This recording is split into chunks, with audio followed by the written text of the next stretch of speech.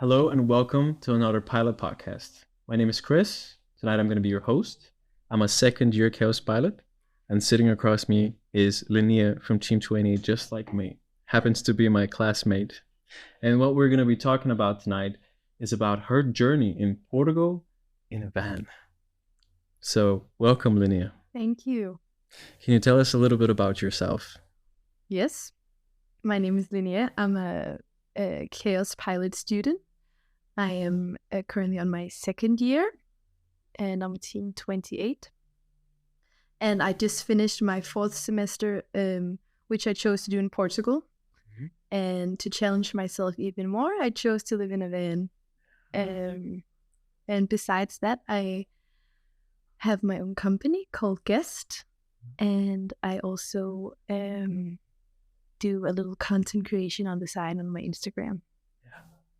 That's really cool. Can you please tell me what inspired you to buy a van and just go abroad? I'm a very spontaneous person, so sometimes I don't really think so much about what I do. Okay. So it was not because I had the long process of reflecting upon why, but I'm used to traveling a lot. Yeah. And I wanted to obviously travel in my fall semester, but I wanted to challenge myself even more. So buying a van, I think, and living in the van was a thing that would be challenging for me to try out, besides living abroad and moving to another country and working in a different context. Yeah, that's wow. Why Portugal? What kind of inspired you to go there and look for that place? I've been living in Lisbon before, and I really thrive in warmer climates. The semester before this semester, I was in Berlin with my team. You were there as well. I indeed was. And Berlin is nice, cool projects, cool people, but I missed being close to nature and being connected with the sea and the forest, and like just having time by myself and just really being alone. So I think Portugal was just obvious for me because I really like the country. Yeah, that's beautiful. I'm wondering, you originated with that thought to buy a van, so then why a van? Good question. For me, there's something about, and what we also get taught at the Chaos Pilot, is putting yourself like outside of your comfort zone, right? Yeah. So if you have a fear, then you can't like work with your fear without facing your fear. Yeah. And I think I really wanted to face some of my fears and work around it.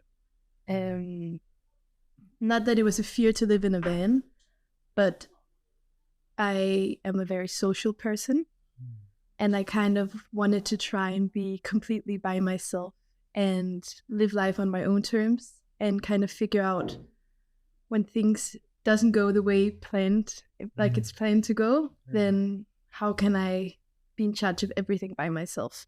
Yeah. And it was also very interesting because at this time of my life, when I chose to buy a van, I'd just been going through a really hard breakup after 10 years of being together with two different partners.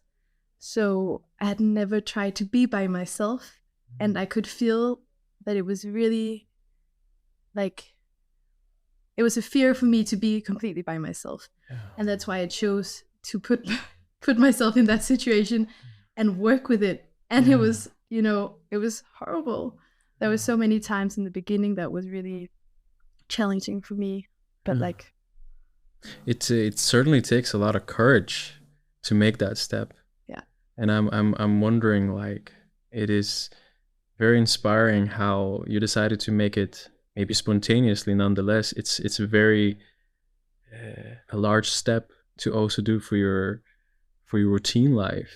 Like the basic things kind of like go away in the process. The basic things of just waking up in a bed in an apartment, and there's a large level of comfort we have in Denmark that I feel like, even if I have to compare it in the previous places I've been, here it's to a high degree compared to that. And I think that there's this comfort that we very much are entangled into. And you made the step to actually go into a van. So what was your routine like? How did you make coffee? How did you wake up? Like, what was everything like? I just want to pinpoint, I still live in my van. You still, so I'm okay. going all back right. on Saturday, and then I'm staying all summer. Yeah. So it's still my routine. Okay. But it varies a lot, my routine. But like, I would make coffee on my outdoor kitchen. So when I first arrived in January, it's super cold, right? So I was forced to be outside and do like my little coffee in the cold. Had like tons of ski underwear and big jackets and all this. And like, I would sleep with double duvet and like so much clothes because it was cold. Yeah. But I think what I also wanted to challenge myself on, there's a lot of things I wanted to challenge myself on, but also this getting out of a routine, something that's comfortable for you. I love routines, I love structure, I love all this. And I believed I had something to learn and to work with, of trying not to be in that and kind of balance it, because to a certain degree I kind of felt like sometimes this routine and structure took over some certain areas of my life, that then I couldn't do other things because I kind of needed everything to be in order first. And by putting myself in a van and not having a routine and not being able to predict how things were and not having water and not having able to do a shower every morning, I kind of had to just go with the flow. Yeah. And be in the non-structure routines. Yeah. In the chaos. Yeah. Yeah.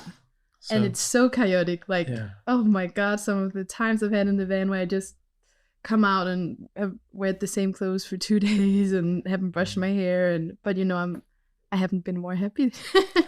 So it's just, wow. I'm very, very happy. I've never lived in a van, but it sure is an experience, I could tell. It is. Yeah. And I also believe it's not everyone that can do it, because it is super. Yeah. Yeah, just people like comfort. People like having a little space and making a kitchen and making food in the kitchen. Yeah. Yeah.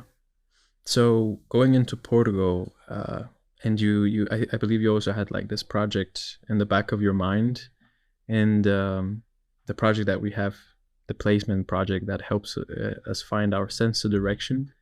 Did you find an organization? How did it go for you? Yeah. I wanted to, firstly, our fall semester at the KAOSPILOT is around finding our sense of direction. So that was super important for me to find. I didn't know at the time what my sense of direction is now. I have a more clear vision than ever. But I wanted to have a lot of time to focus on myself, because I knew that was where I would find my sense of direction, by looking inwards and getting to know myself and my values better. Then I would find my sense of direction. So what I did was I found a really lovely, lovely woman called Grace that I worked with. And we actually agreed on working only once a week. So every Wednesday I would be working with her. And then the other days I would have, for one day for my research, the report that we were handing in at the KAOSPILOT, one day for working with my organization, one day to work with my own company guest, and then 2 other days for myself, personal time, and then also for my Instagram. And that was kind of how the plan was, that it was structured, my week. Then it turned out differently. But overall, I just worked with Grace once a week, and that gave me the freedom and the time to actually discover all the other different areas that I would want to figure out before finding my sense of direction. You mentioned that you looked inwards. Are there specific methods of how you can reflect of yourself? Yes. What did you do? Such a good question, Chris. It's my craft. This is it's just my sense of area. direction. Oh, wow. You're talented. Well, I just love looking inwards. I just love reflecting and, getting to learn yourself as a person. What I did, 2 different things that I worked a lot on was I used a disc that is a personal tool to get to know yourself better. I don't know if have you worked around it? Do you know it? I'm not sure. No, so it's like 4 different colors, and then you take, it's a really long test, and then you get like a 40 pages of PDF with different, that like goes into you as a person and tells how are you when you are with people, and how are you when you're in your own habitat. So it's like, yeah, it's for me it was amazing because I got to know myself a lot, and then it also gives you the disc tool also gives you something called motivators, which is like it helps you find your set of values, which was really nice. So I worked a lot around my disc profile, and I also worked a lot with human design. Do you know human design? I don't think I know it like as a concept individually. I just figured it out this semester, right? And it's amazing. So human design is a method that tells. So basically, what it does is that it tells you that every single person on the planet is different. Everyone has their own blueprint. So no one is like anyone else. So that means you are not able to work like anyone else. You're not able to see the world like anyone else, and the other way around. So it looks into you as an individual and see why are you on this planet. And it's a mix of your chakras and your like your star signs and a Chinese method and 2 other methods. I can't really. Okay. But then by getting to know my human design chart, which is really complex, but by knowing some of it, I kind of got to understand how I was as a person and how so my whole research question was how to change our narrative around the word work, which was very, very interesting for me because it's something that's very close to my heart. And by actually getting to know my human design chart, I got to know myself as a person and what values I have and how I work. And then I could implement this in my research design also. Yeah. So those were the 2 tools that I used a lot. It's quite transformative. Maybe I should give it a go. It sounds like it gave you something valuable in the process. Yeah, it really did. Like, it's always so cliche to say like, oh yeah, I went abroad and I lived in my van and now I'm a changed person. But I feel like all the work that I've done besides just going abroad and living in my van, it kind of just made me a changed person. But it kind of just I got to know myself so much more. But it does make sense because when you change your environment, you change your context, then you're much more prone to be exposed to change for yourself as well. So it makes sense that making these steps also taught you something valuable about yourself. Yeah, but also it's not given that just because you change your environment that you have to put in the work yourself, right? Absolutely. You have to be willing to do that and to investigate and to learn.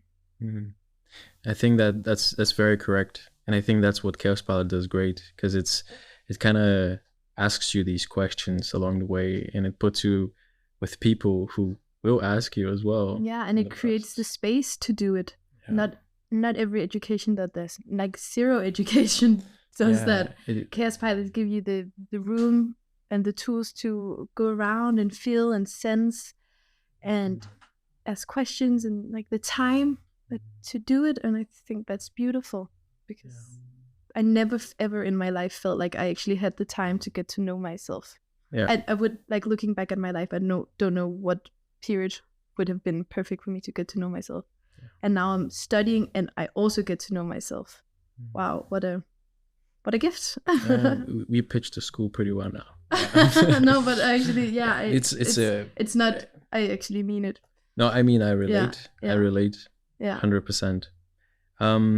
If I can direct a little bit towards, you said you kind of investigated the word work. So I'm very curious to hear what findings you came up with, because in the way I know work, this is just sitting down and getting work done, like just concentrating, focusing, and oftentimes just chasing efficiency to the point where I'm just tired.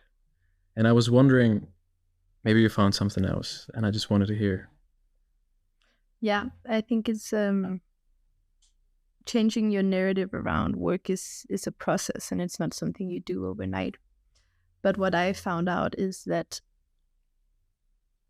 when I was 21, I had a burnout. I worked a lot. I worked too much, and ever since, I'm 28 now, so that's a lot of years. Ever since, I've kind of distanced myself a lot from work. I used to be the type of person who loved work, and I was really passionate about work. I would always like wake up in the morning and be like, let's do it. I have so much, and that's also what my disc profile shows. I have so much on the red color, which means like dominance, and like I really want to just, let's go. Control. Yeah, control, but in a good way, right? I have this inner fire, and that just completely disappeared ever since, because I was scared of giving myself too much to work and then like losing myself again.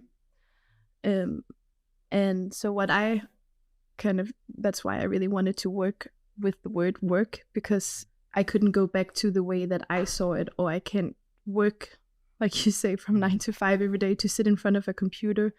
That doesn't work for me. That doesn't align with my values. That doesn't align with like how I want to live my life. And I know that's a huge privilege also for me to sit here and say, because that's not how it is in many other countries. But for me, I have the privilege to do that. And so I wanted to investigate in this. And so what I figured out is that by getting to know yourself and get more in touch with your more softer side, these more like soft energies, and allowing yourself to take a day off if you don't feel like working, or take some hours off, or seeing work in a different way. Like instead of sitting in front of your computer, going out for a walk with a colleague, grabbing a coffee.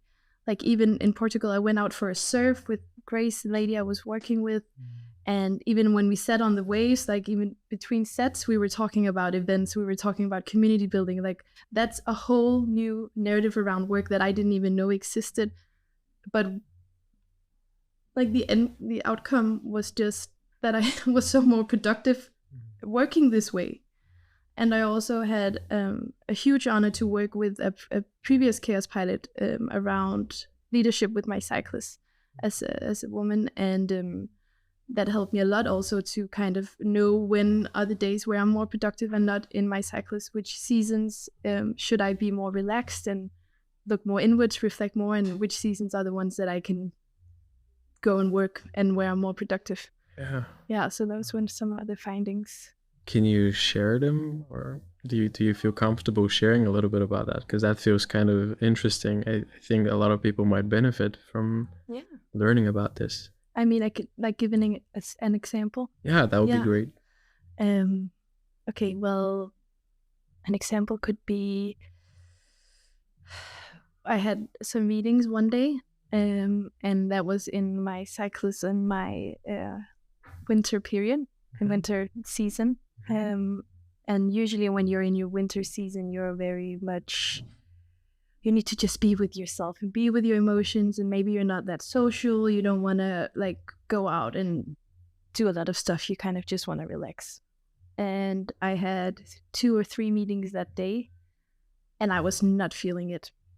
And everything in my mind told me, you have to do it, you have to push through, because that's what you always do. Like, that's how society sees work, you know. If people expect you to go to a meeting, then you go to a meeting. But because I was in the research phase, and what was so nice about my placement is not only did I research this, I also tried it out on myself, right? So I kind of changed by investigating how to change a narrative around work. I had to change my narrative around work in my placement, and that was what I did. So I kind of just canceled the meetings and said, I was completely honest. I was like, I'm not feeling it today. I didn't even make up an excuse. I was just like, I'm not feeling it today. I'm not going to be able to attend this meeting. Wow. And then, you know, the week after, I was in the meeting and I had so much more energy and I had so much more ideas. And it was just because I was just, okay, well, then I went off to the beach. I took my book and I was just laying in the sun. And that can be super provoking for a lot of people to hear, that I was just on the beach when everyone else was working. But that then meant that I was working 10 hours. The next day I was working on Saturdays because I had the energy to work on Saturdays. I had my company event and I was working Friday, Saturday, Sunday, but then I was taking Monday, Tuesday off, you know? Yeah. So, yeah.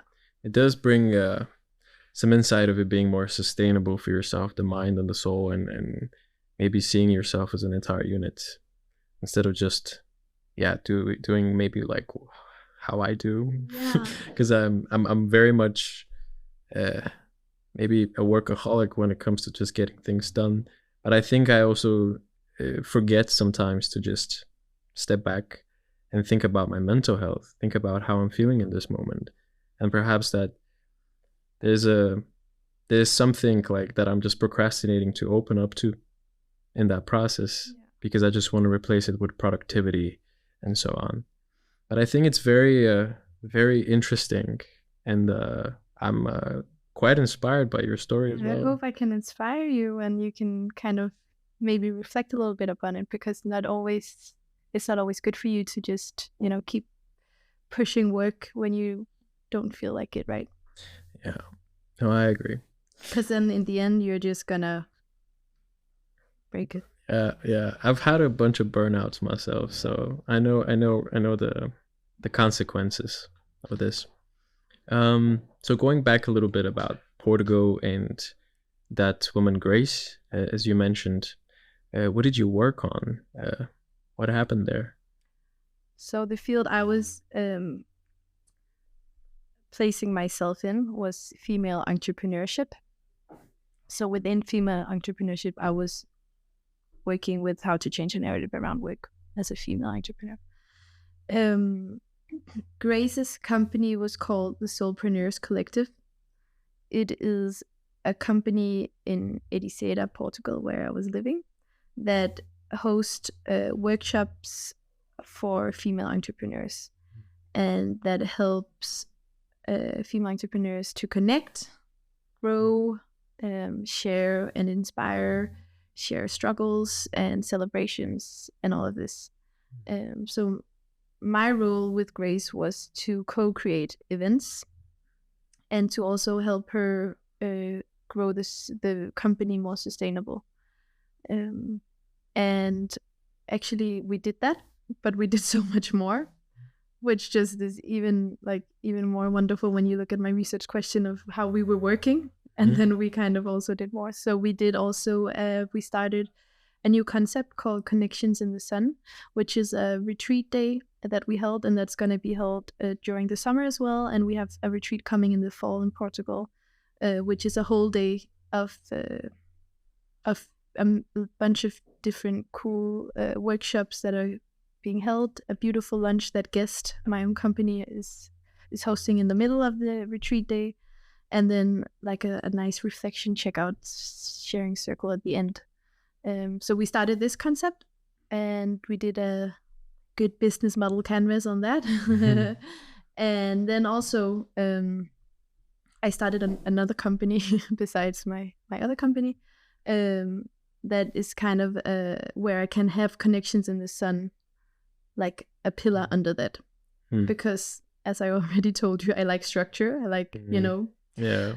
So in my mind, I kind of needed somewhere to place all this work that I've been doing in Portugal with female entrepreneurs, and I was facilitating a lot of different workshops, and I saw how inspired I was and how I also helped other female entrepreneurs grow, and I kind of wanted a place to like use all that for myself and for the future, and here back in Denmark. So I started another company that I just started, so I'm still working on it, and I'm kind of hoping that it will continue to grow, and maybe I'll work on it on my pilot project. I hope so. Yeah. It's very impressive. Like, it's really impressive how many things you've done, and you also said that you've done workshops, and I did a workshop around work. Around work. Workshop. Yeah. Workshop. Yeah. Wow. Yeah. I see the punchline of it. Yeah, and to be honest, like, this is the semester of all of the semesters at KAOSPILOT that been most valuable and productive for me. And it's been that because I've been working in a different way that I'm used to working. Yeah. And I would never in a million years thought I would start a new company and suddenly facilitate. That was not even on my my plan to go to Portugal. But Grace was just like, hey, why don't you try and facilitate? And for the first time, I was like, I had the surplus to do that, because I was giving myself time to have the surplus. Yeah, precisely. And the company is about doing the said workshops. Sorry? The company that you're making now is for the workshops, or? Yeah, so the company is called the Puppy Club. Okay. Mm-hmm. Because there is a lot of beautiful puppy, the flowers in Edisera, they're everywhere. And I see kind of as a female entrepreneur, sometimes when you start, you feel like a little puppy and you don't know what you're doing and everything is so exciting and kind of, so I kind of wanted to call it the Puppy Club. But the Puppy Club is going to be a community for female entrepreneurs. I'm still on the more diving into everything right now, but I kind of wanted to be in Denmark and facilitate a space where female entrepreneurs can help each other to grow, and then with time I also want to do like a co-working spot and events, and just have this community. For me as a female entrepreneur, when I started, that there isn't a space for that here, and I want to help create that, because there's something so magical around having a lot of passionate female entrepreneurs in one room. Like, wow, after working with so many, I've just been like, this is magical. And even in my learning group now, I was just to my exam today, and I was with 3 beautiful women from our team, and this was the best learning group I've ever been in, because we had the same theme and we could help each other so much. It was very, very nice. This is so interesting.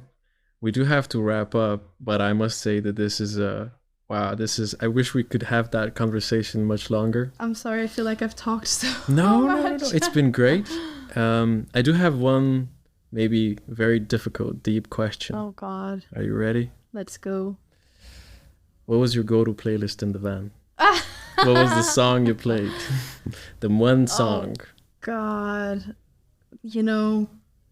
There's different songs from different periods of that placement, because when I arrived in Portugal, 30 hours driving by myself from Denmark, there was a lot of heartbreak songs there. But now it's so much, I want to say a really good song. Come on.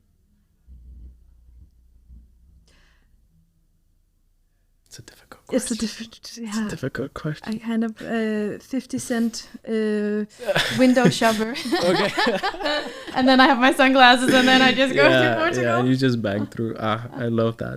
Did you That's pop my energy now. Yeah. Did you pop any tires? Not yet, but my clutch is Oof. It's not good. Yeah. I need to have a mechanic look at it. You should.